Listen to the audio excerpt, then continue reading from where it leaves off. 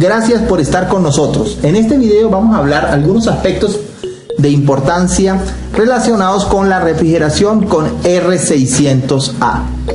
Empecemos hablando, estudiando que el ciclo de refrigeración con R600A básicamente es el mismo ciclo que estamos acostumbrados. Vamos a observar un compresor, un condensador, un capilar y un evaporador. Empezamos por allí.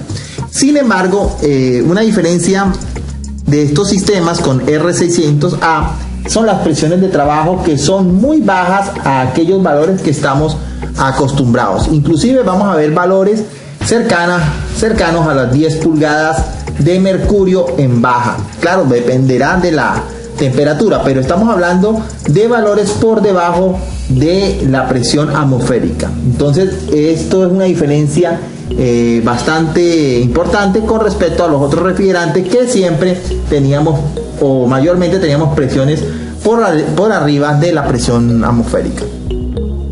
El refrigerante 600A es un refrigerante con una molécula bastante volumétrica, es decir, es más grande comparada a las otras moléculas que estamos acostumbrados. Es un refrigerante de mayor tamaño, veámoslo de esa manera.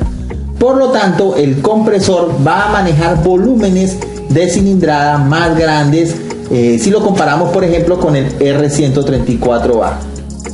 Esto quiere decir que el refrigerante, cuando entre a la admisión del compresor, tiene mayor volumen.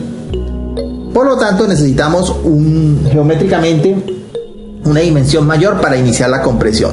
Sin embargo, la principal propiedad del refrigerante 600A es el hecho que 1 gramo de R600A puede absorber muchísimo más calor comparado con 1 gramo de R134A. Eso lo vamos a ver con las siguientes comparaciones. El R600A se empieza a usar por allá por la década de los 40, en el siglo XX. Sin embargo, el uso de los HCFC lo desplaza, porque sabemos que esos refrigerantes tenían una eficiencia a nivel de refrigeración muy alta. El problema era el agotamiento de la capa de ozono. Con las décadas, estos refrigerantes empiezan a ser limitados, o se empieza a limitar el uso, y entonces se vuelve a pensar en el R600A. Aquí podemos observar una tablita donde nos puede dar una idea de la importancia que empiezan a tener estos refrigerantes llamados naturales. Por ejemplo, si observamos en Europa, a partir de enero del 2015, aquellos refrigerantes hidrofluorocarbonados con un valor de calentamiento atmosférico, de calentamiento global por encima de los 150, ya está prohibido su uso en Europa. Estamos hablando de aparatos que se usen en casa, doméstico. Si estamos hablando ya de aparatos de mayor potencia frigorífica, como los usados en la refrigeración comercial, se estipula que después del 1 de enero del 2020, ya los refrigerantes con un potencial de calentamiento atmosférico, de calentamiento global superior a 2500, ya también tienen que estar acabando su uso, su producción y su comercialización. Entonces empezamos a hablar que a medida que van pasando los años, se empieza a limitar el uso de las sustancias tradicionales. Más que todo, si nos ponemos a observar el valor de potencial de calentamiento atmosférico que tienen los refrigerantes tradicionales. Fíjense, si empezamos a ver en esta tabla, observamos que la mayoría está muy por arriba de las normativas. Por lo tanto, todos estos refrigerantes tienen sus días contados.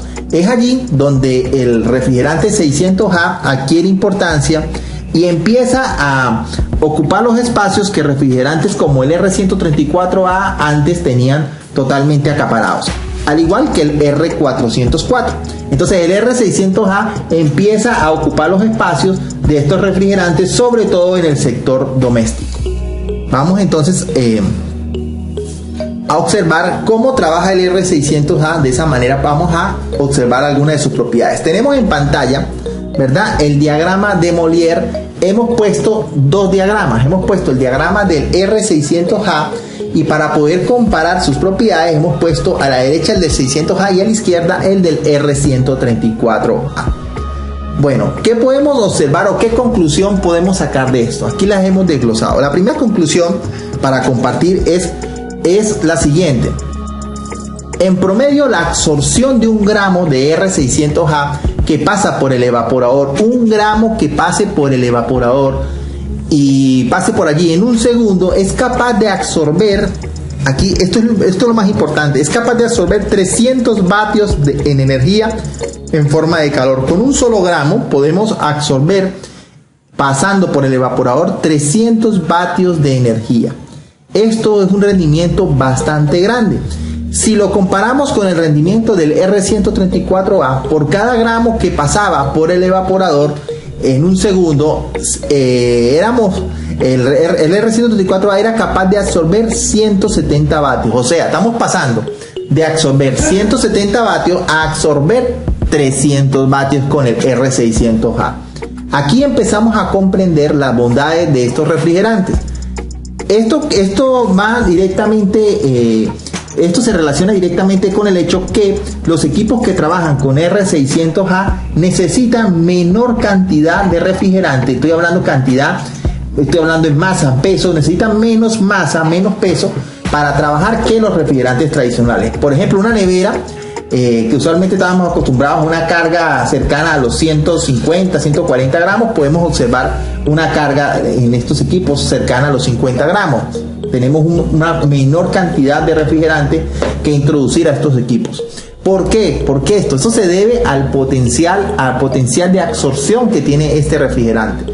Estamos prácticamente casi duplicando el poder de absorción de 170 a 300 vatios. Estoy hablando de energía.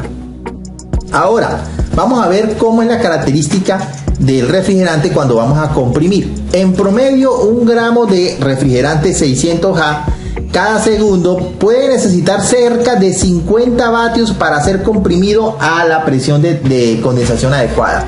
Necesitamos cerca de 50 vatios para comprimir 1 gramo de refrigerante que pasa por el compresor. 50 vatios para comprimir ese gramo. O sea que en esta característica sí gana el R134A. El R134A necesita menos potencia para comprimirse desde la presión de baja a la presión alta. Ahí gana el R134A. Entonces, ¿dónde está ¿dónde está el secreto del R600A? El secreto está que mientras que se gasta de 300 vatios a 50, el R600A con ese gramo que pase, claro, 1 gramo es bastante, pero usamos en la unidad 1 gramo para poder trabajar con valores más fáciles de explicar. Ese gramo que pase por el compresor y que gasta los 50 vatios, pero ese gramo en promedio me absorbe 300 vatios, mientras que el gramo que consume mucho menos, consume 30 vatios, es verdad, pero solamente es capaz de consumir 170 vatios. Esto nos da a nosotros una idea de lo que son los rendimientos. Se consume más por comprimir el gramo de R600A, pero se logra muchísima mayor cantidad de frío. Por lo tanto, no va a ser necesario pasar 1 gramo. Se va a poder pasar mucho menos del gramo para lograr la misma potencia frigorífica lograda por el gramo de R134A. Está allí la eficiencia del R600A. De hecho, si nosotros queremos calcular un COP, un coeficiente de rendimiento, aquí de esta manera, con estos valores, podemos decir que mientras que 1 gramo me produce 300 vatios, se tiene que invertir con el 600A 500. Si yo divido lo que produzco, que son 300, lo divido entre lo que se consume, que son 50, eso es algo parecido al parámetro COP. Voy a obtener un COP en este caso de 6, porque si divido 300 entre 5, voy a tener un COP cercano a 6.